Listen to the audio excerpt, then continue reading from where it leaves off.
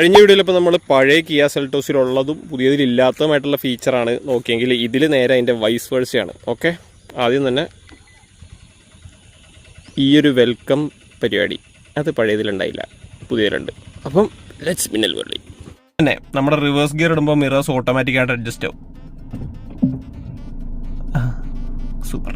പിന്നുള്ളത് നമ്മുടെ front wiper on ആണെങ്കിൽ റിവേഴ്സ് ഇടുമ്പോൾ റെയർ വൈപ്പറും ഓട്ടോമാറ്റിക്കായിട്ട് ഓൺ ആവുന്നതാണ്. അതിപ്പോൾ കാണിക്കാൻ പറ്റത്തില്ല മഴയില്ലാത്തതുകൊണ്ട്. ഇതിൽ സീറ്റ് മെമ്മറി ഫംഗ്ഷൻ ഉണ്ട്. അതേപോലെ തന്നെ ഇത് 10-way അഡ്ജസ്റ്റബിൾ സീറ്റ് ആണ് വിത്ത് ലംബർ സപ്പോർട്ട്. പിന്നെ ഇതിൽ wireless Android auto and apple CarPlay ഉണ്ട്. സൂപ്പർ. പഴയതിൽ കുത്തണമായിരുന്നു വയർ. അതുപോലെ ബാക്ക് സീറ്റ് ടിൽറ്റ് ചെയ്യാനുള്ള ഓപ്ഷൻ ഉണ്ട്. ഇതിൽ ഇൻക്രീസ്ഡ് ബൂട്ട് സ്പേസ്.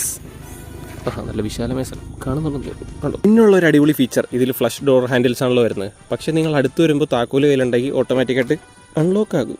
സൂപ്പർ. പിന്നുള്ളത് ബോണറ്റ് ഹൈഡ്രോളിക് ആയി.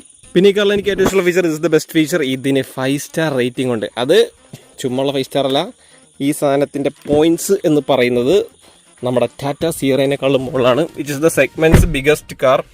ഇത് 4th ആണ് വന്നത്, സിയറ 7th ആണ് വന്നത്. അപ്പോൾ ഇതൊക്കെയാണ് എനിക്ക് പുതിയ ഫീച്ചറായിട്ട് തോന്നിയത്. ഇതിൽ എന്തെങ്കിലും വിട്ടുപോയിട്ടുണ്ടെങ്കിൽ കമൻസിൽ നിങ്ങൾ അറിയിക്കുക. അപ്പോൾ ഇത്രയൊക്കെ ഉള്ളൂ. വേറൊരു വീഡിയോ കാണാം. ഒന്ന് ഫോളോ ചെയ്തേക്ക്. Free by.